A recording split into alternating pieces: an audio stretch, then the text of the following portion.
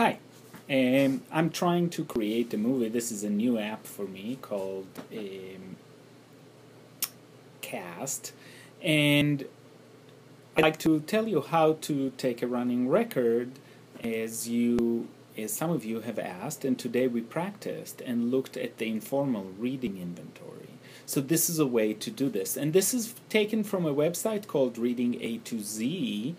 And this is a great place to find all of the information, but I'm going to go over it briefly just so you'd see exactly what is included in a running record. A running record is very close to the informal reading inventory. It's actually in some ways a little bit simpler. You take a short text. It could be one that was chosen specifically for that, or you can choose something from your curriculum.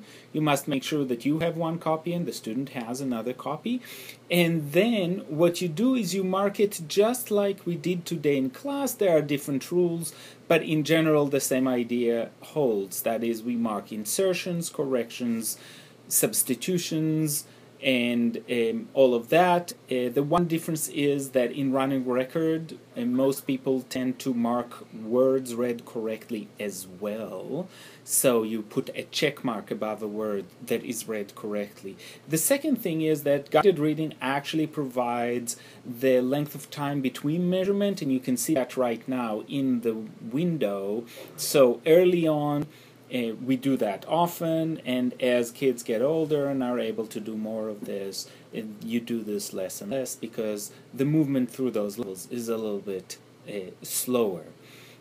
What is important to note is that the markings are a tad different, so you can look here and see that they are the same ideas exactly, taken from the same source, but in this case they're marked a little bit differently. The differences are not that major, and if you're the only one consuming them, as long as you're consistent, it really doesn't matter quite as much. The way to make a form is simply have the text copied in one way or another, and then be able to mark above it. Again, check marks for every correct word, etc. You can even take time. So here is an example for a specific student, and you can see that you've got each row, and it's good to have the copy actually mimic exactly the rows that students are reading, because then you understand why they're hesitating. For example, young kids tend to hesitate at the end of a row, and kind of that hard return, moving their eyes and finding where the next row starts is important. And then, if you look right there, you would see that you also mark, and that's something we'll work on the next time, self-corrections, and where phonetically are things similar or different. So you want to know if it's the beginning, the middle, or the end, and you want to know what kind of errors were made. Were they based on phonetic misreading? Was it based on other things like semantic meaning, so reading donkey instead of horse, which does happen to kids, or let's say airplane instead of jet, things like that are semantic substitutions.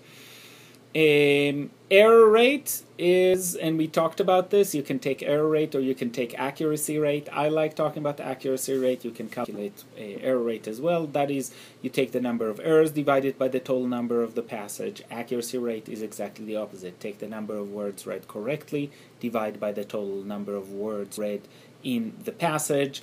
And we're looking really for instructional level above 95% correct or 5% miscues, and for independent, and between 90 and 94% for instructional level.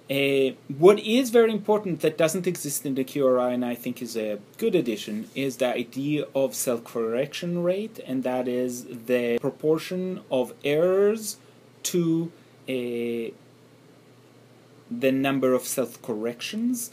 And if a child self-corrects more than 1 in 4, then they are doing really well and really attending. If you want to know more, please go to readinga-z.com/guided/running record, and you will find that. And that